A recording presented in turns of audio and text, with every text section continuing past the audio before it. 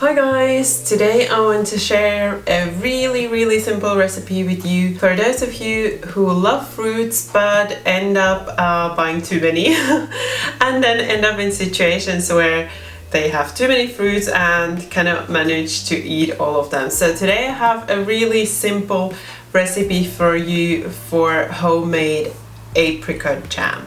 So let's get started. I got a small pot here and it's standing on the hob but it's not turned on yet, and I'm just gonna add in my apricots. So I've washed the apricots, I've removed the stones and I've cut them into quarters. Now I'm also adding in the sugar, so I'm adding 50 grams of sugar. You could use the double amount if you want the jam to be a little bit sweeter. And then I'm also adding in about a teaspoon of vanilla paste.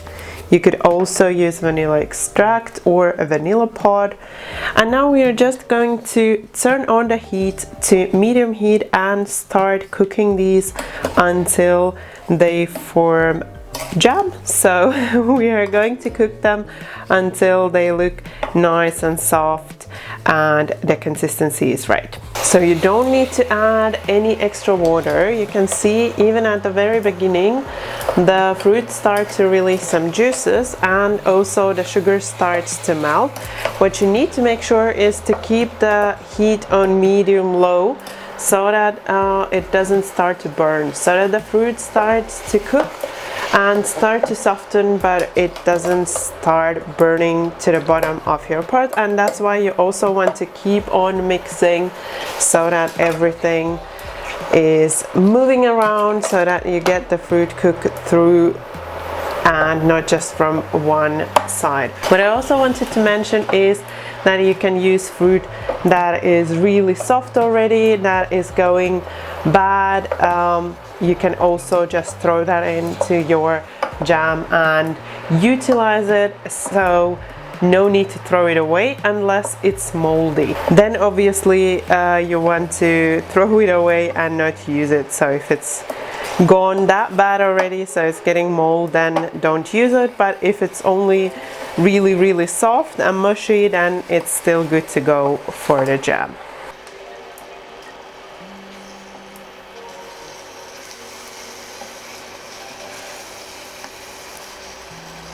And then in about 10 minutes time, this is how your jam or your fruits should look like. So it should be really soft and cooked through, so no hard fruits in there. So all of the fruit should be really soft, and that's when you can remove it from heat and store it in a clean glass jar.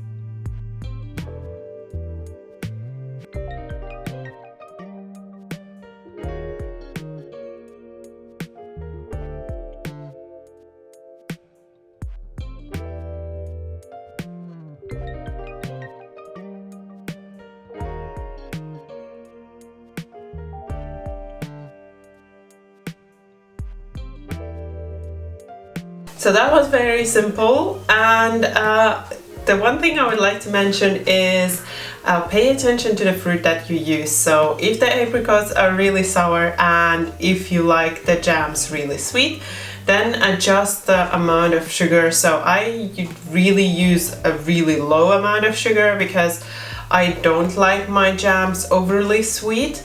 And also the fruit that I used was really ripe, so I didn't need to add that much sugar, but just keep that in mind when you're making this jam. Also, this jam is great for crepes, for pancakes, for toast, for bread, for croissants, for cake fillings, for so many things, and I'm sure you can find many more ideas for what you can use it for.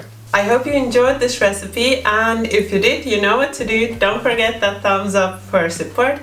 And also, if you're new to my channel, then you can subscribe right now, and if you tap the bell, you won't miss any of my new recipes. Thank you for watching my video. Bye bye until next time.